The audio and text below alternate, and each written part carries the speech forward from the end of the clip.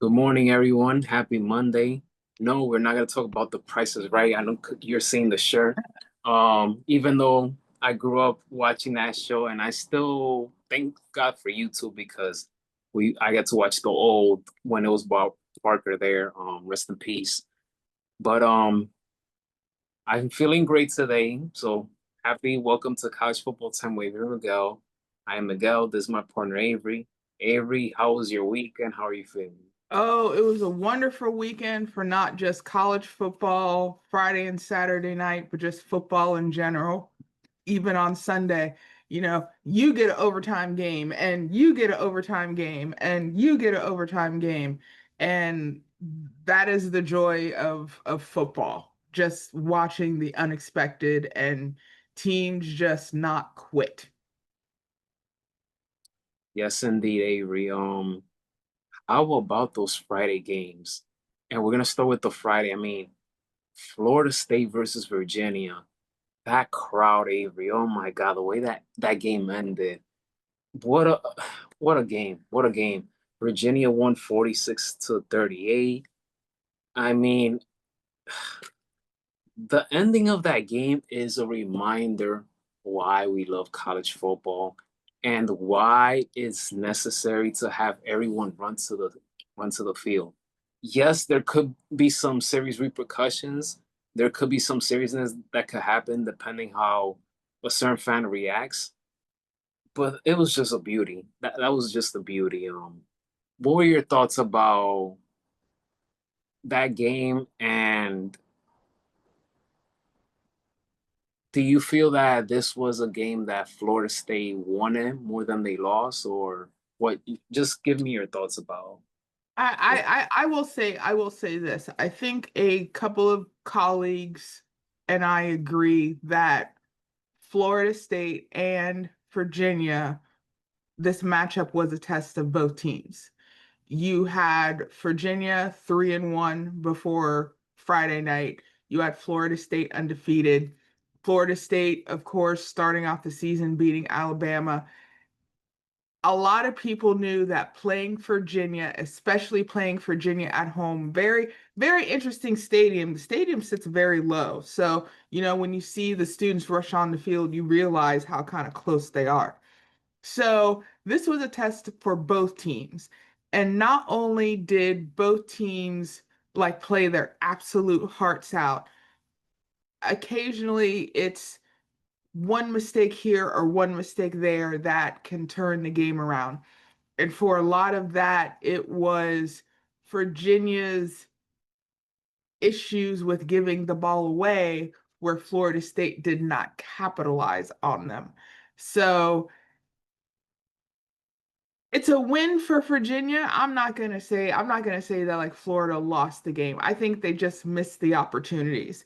But I would say this, and I completely agree with you. The thing about college is you go, you create these experiences, you make long-lasting friends. Yes, you are also there to get an education, but going to those schools where you can experience those events, where you could be part of those events and history as well. Just like Georgia Tech a couple weeks ago and them tearing down the goalpost, uh, even Florida State when they beat Alabama, rushing the field at the beginning of the season. Same thing with Virginia. I think it is warranted, and I know everybody wants to be safe, and I will say this, even when you're excited, you can still look out for your fellow fan. And considering some of the history that has gone on the Virginia campus with certain events. I think wins like these help bring the school together.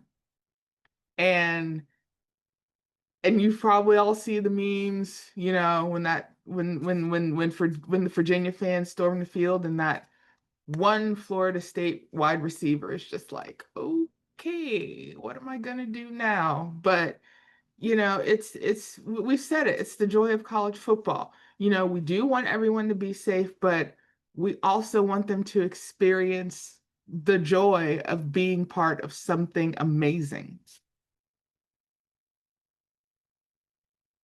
Yes, yes, indeed. And I mean, I got to give credit to Florida State because this was a team that was trailing 14 to zip in the second quarter, and then they came back. So the willingness of not quitting, staying poised, it was there. And, both programs, both teams, they came into this game, riding with a lot of confidence. And this game did not disappoint.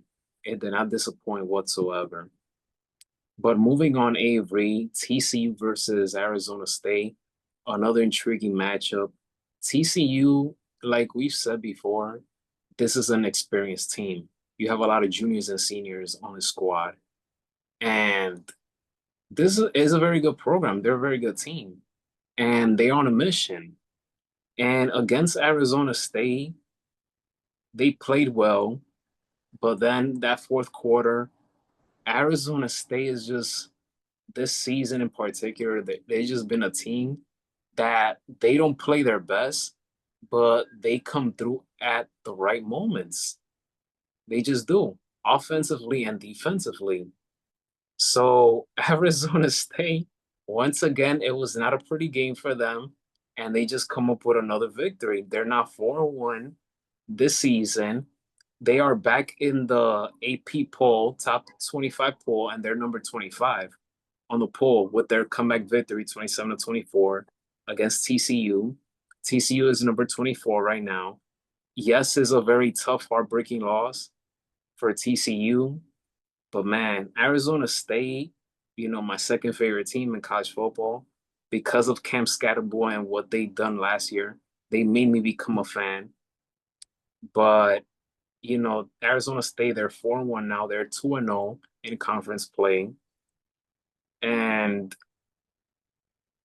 like Kenny Dillingham said, like, you know, I love watching him. I love watching his post-game press conferences because he's so energetic. He is so full of life, but at the same time, he knows there are things that they got to clean up. It's just that for some crazy reason, they just keep coming away with these wins. Jordan Tyson, he has been one of the best wide receivers in college football this season. He had a great game. Sam Levy, fearless. If there's one word I can characterize him, it's fearless. So, what are your thoughts on this game and Arizona State once again, just finding a way to come out on top? Oh, I completely agree with you. I think one word to describe Arizona State is scrappy. You know, I think Arizona State, going back to last year, and we've talked about their game with Texas. I think this is the team that for the next few years, especially with their head coach at the helm, you need to be aware of. You need to not um, underestimate the Sun Devils.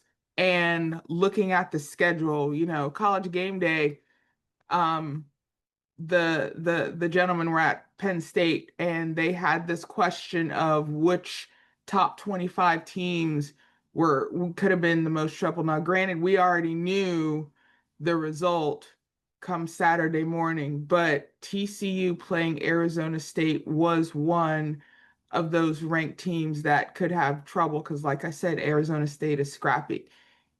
Have them down, they're not going to quit. And you're right, the win wasn't pretty, but in all aspects, a win is a win. So, head coach for Arizona State, yes, they're going to go back to film study. They're going to see what worked. They're going to see what didn't work. They're going to see how they can become better because we're going into week 6 and already there's shakeups everywhere. And when there's shakeups in college football, this is your opportunity to continue on with a great pace because now we're kind of at the halfway point where now you need to position yourself for conference title games. You need to position yourself in the poll because with how the playoff works now, these wins here and there make all the difference. conference or just you playing you. So, and it works both ways. So TCU has some really great wins so far, but occasionally they're not finished. They're not finishing the deal. They're not sticking the dagger in the team. And I completely agree with you. Arizona State, Sam Levitt, nerves of steel. Nerves of steel. You could tell this young man was not going to give up. He wanted to make sure he trusted in his brothers to make sure if he could make a play, they had the opportunity to make a play. And like I said, it wasn't a pretty win, but the Sun Devils pulled it out and upset Friday night. So I think this catapults Arizona State now back in the conversation. They're back in the poll. They're ranked again, and now they just need to keep the momentum going. And I wanted to make a correction as I'm looking at the top 25 AP poll. Virginia is number 24, Arizona State number 25, Florida State number 18, and TCU is not in the top 25. So there's that. But moving on, Avery.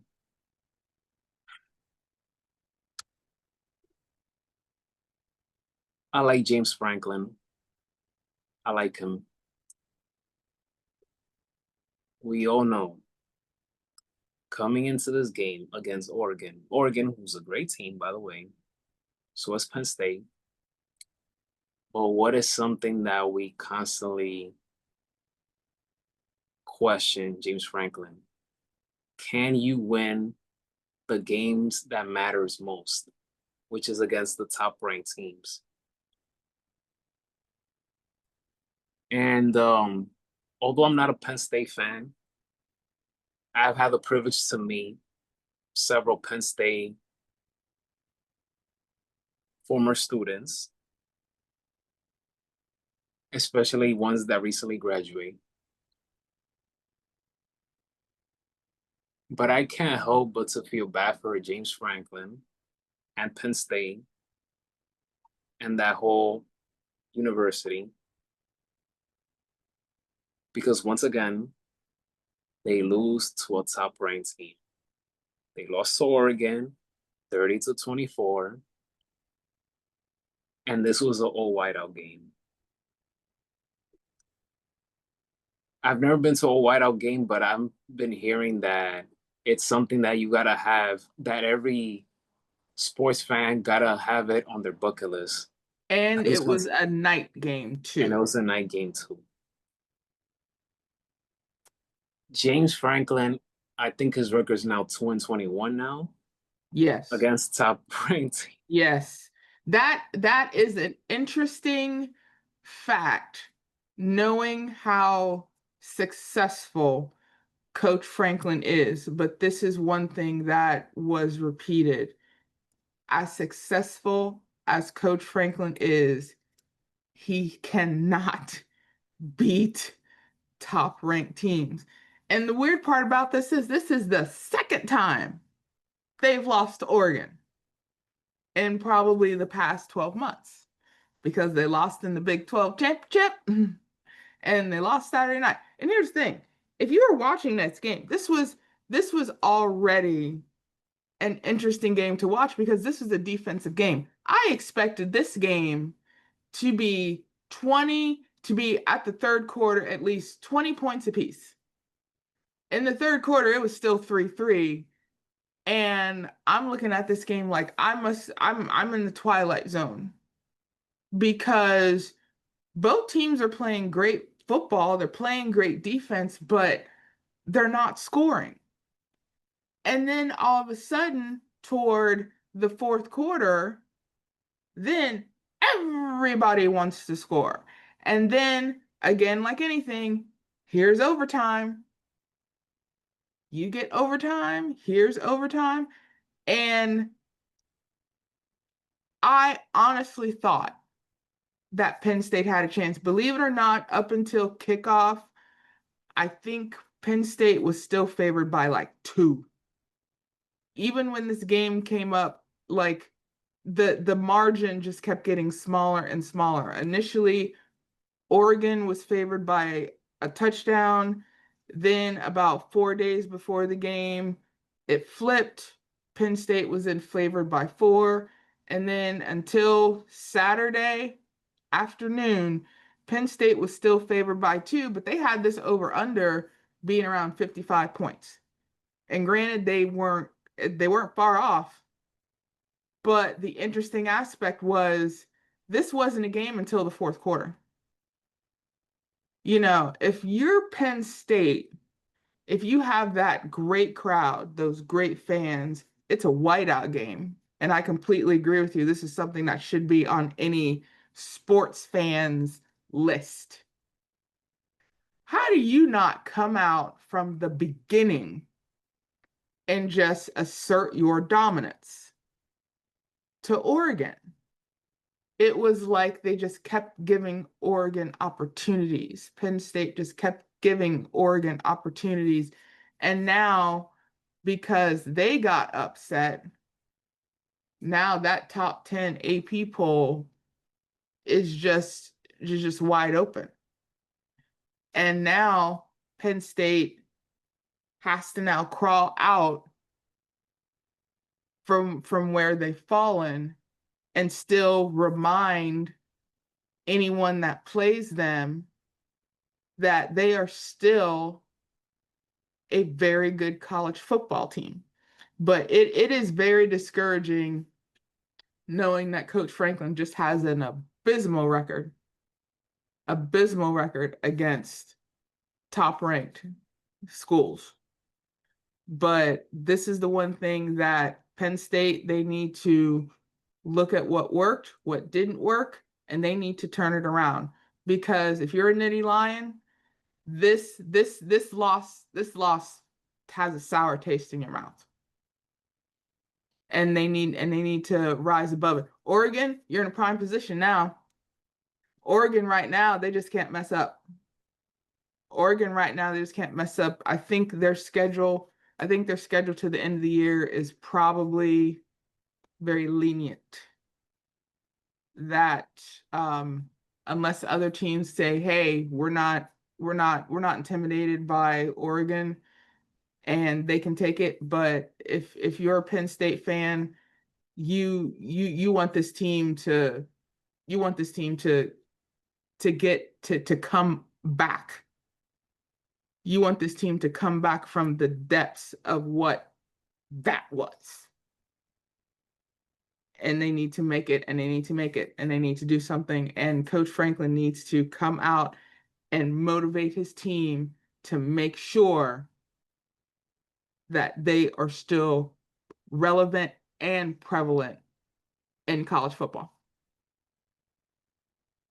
The unfortunate part about this is that this just adds more and more fuel to people not wanting to take James Franklin seriously. That's what, and I'm not a fan of looking at someone and I say, I don't take this person seriously, because the way I think, Avery, is that I treat people the way I want to be treated. So I like being taken seriously, and the fact that this loss just adds more misery to people not wanting to take James Franklin seriously. But I'm also a firm believer that you are due for a win at some point. And I feel like James Franklin, I don't know what's going to happen, but I feel that streaks and droughts are meant to be broken. I feel that's how life works. So for Penn State, this is their first whiteout game that they lost since 2018, which came against Ohio State. Drew Allard, he is now 0-6 as a starter against AP top 6 teams. Again, it might look ugly, it might be a storm right now for Penn State, but I truly believe that in the James Franklin era, that's gonna come to an end at some point. I just feel it. I feel it. I completely agree with you, and I think we mentioned earlier this year during the college playoff, he's going to get his due just like another coach, and that's Martin Freeman of Notre Dame. The fact that they're connected in a way that certain naysayers don't believe that they can win the big games, it's going to come. It's going to come for Coach Franklin. And like you, I have fans, I have friends who are alumnus of Penn State. I have a friend who is currently now at Penn State. I reached out to him before the game. I said, "Are you excited?" He goes, "Yes." He goes, "This is it. This is what makes college football amazing." So I completely agree with you. He's due. He's due. And looking at the rest of Penn State's schedule, if it has to be that they have to run roughshod through everybody else, which includes Ohio State and a very, very good Indiana team, I'm here for it. I'm here for it because it's almost like they need this. It's almost like there are some teams they just need a win. They just need something that can turn their season around.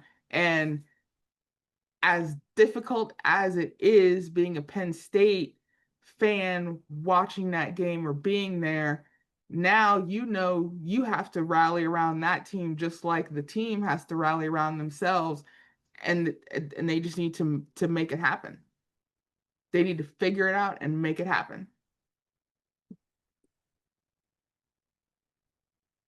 With the loss, Penn State now falls number 7 on top 25, and Oregon moves up to number 2.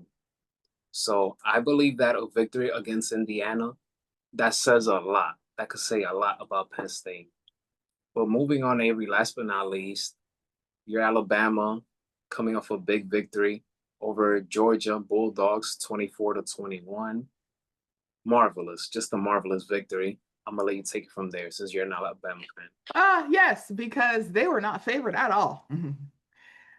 Alabama was not favored at all. ESPN had Georgia being favored like 62% up until kickoff. I mean, granted, as an Alabama fan, we have our trials and tribulations, throughout a season. But this I think is a good win for the school, knowing how the season started and them just being kind of decimated by Florida State. Like a lot of coaches, if things are not going well, people are calling for your job. So, granted, everything after the Florida State win or the Florida State loss, excuse me, was not pretty in a way that can submit the Crimson Tide as being a forethought in the picture. But at the same time, Coach DeVere had to get his players focused.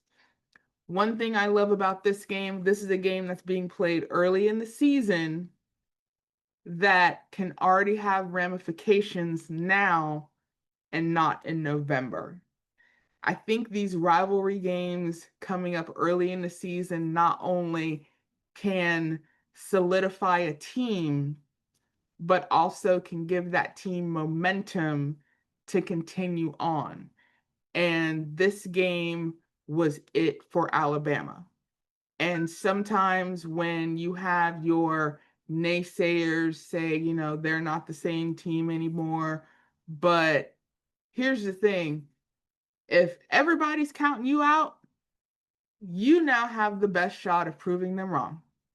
And for someone who, in some instances, has been told you can't do something, I like when people prove naysayers wrong. And this was it. This was the staple that Alabama needed to at least say, hey, we are still one of the best teams in the SEC.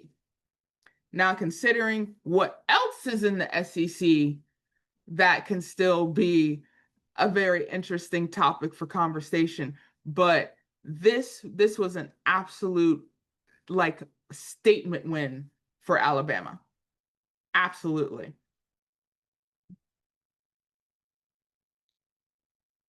Huge victory by Alabama. They never trailed in this game.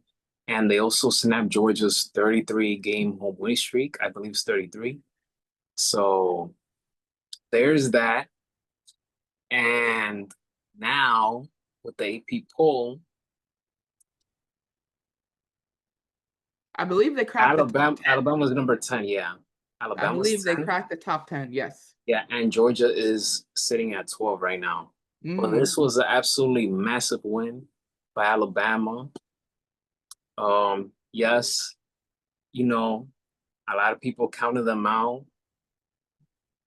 They were counted out ever since Nick Saban left the program. Yeah, yeah. And for someone who became an Alabama fan because Nick Saban and I share a birthday.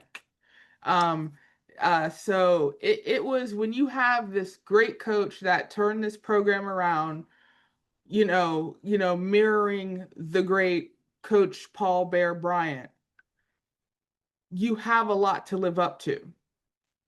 And there are always going to be comparisons, but at the same time, you have to get your players motivated and focused that even if this may not be the same team who that is being helmed by a great coach, the philosophy is still there and where it works in their benefit. So now you have that motivating win against Georgia. Now, if you look at Alabama's schedule, now you're looking at a revenge game against Vanderbilt.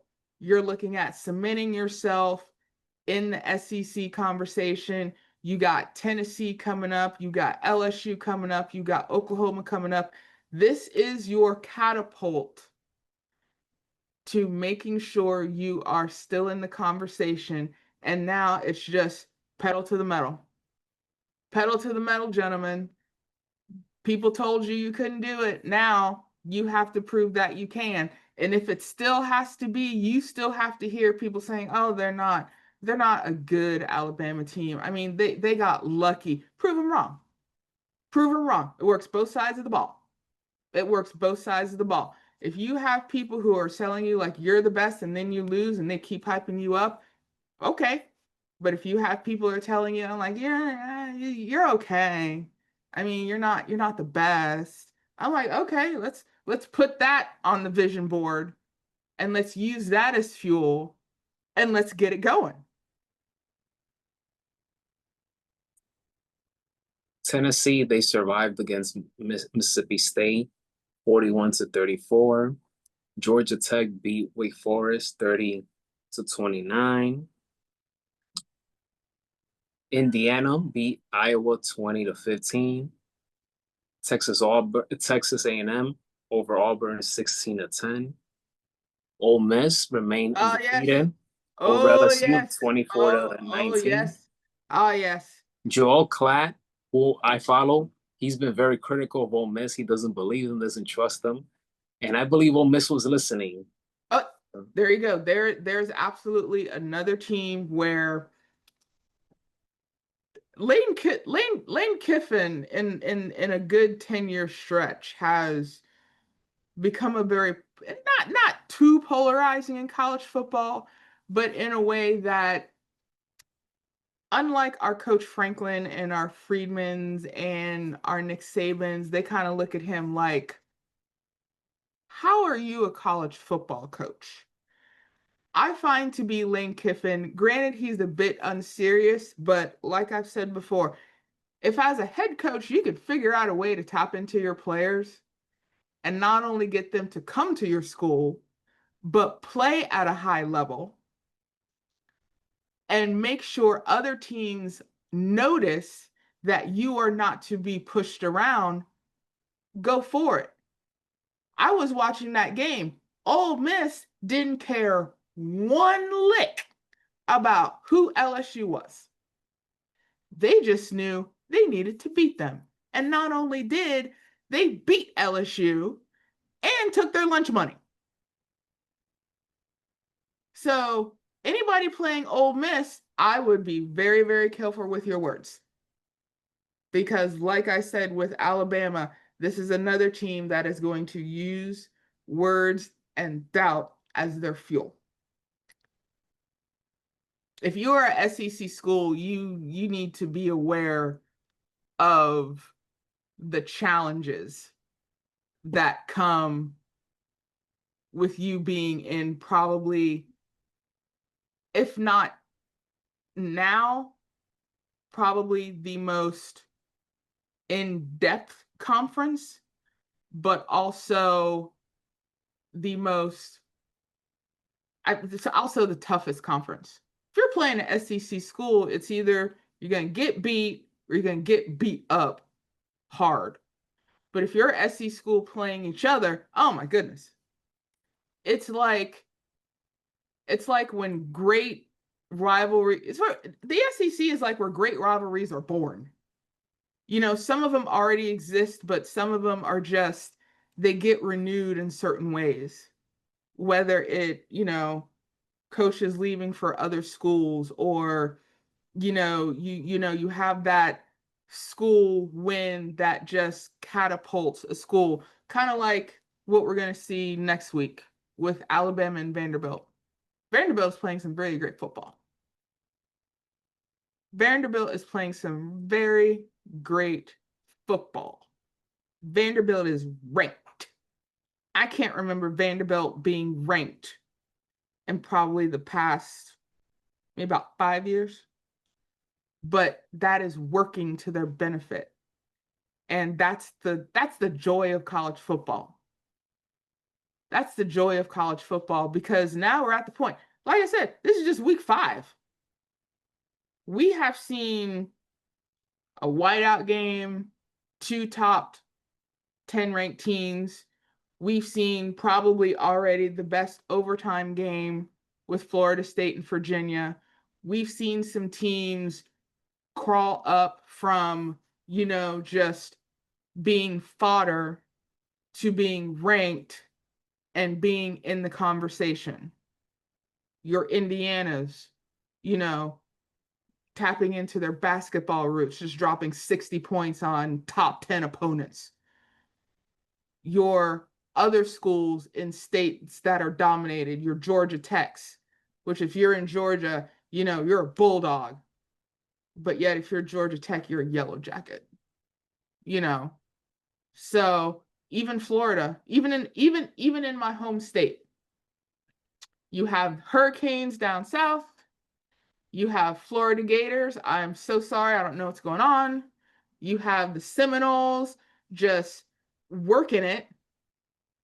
Over Central Florida, you have the Golden Knights of Central Florida. They're just making people worried. You have the Bulls of South Florida just, hey, we can play football too. And then in conjunction to that, if you're a school in Texas, take your pick. Texas, Texas A&M, TCU, Baylor. This is the joy of college football. Coming into the weekend, you can see these great games. You can see teams play great football, and occasionally you see great upsets, which can not only catapult a school to be in a playoff conversation, but also schools taking a loss that can turn their season around to still remind them they're not to be forgotten. And we still have a good another 8 weeks to go. Final topic, Avery, before we close it out. Sam Pittman, he got fired after getting decimated by Notre Dame 56-13, which they dropped the record to 2-3. Pittman, he finished his career at Arkansas just under 500 with a 32-34 career record as Arkansas head coach. Arkansas has lost 3 of its first 5 games for just the second time since 2020. Their defense has been a mess, especially what we saw on Saturday. And Arkansas ranked near the bottom of the SEC in pass defense allowing 213 yards per game. Rush defense, 157 yards per game. And scoring defense, 23 points per game. So,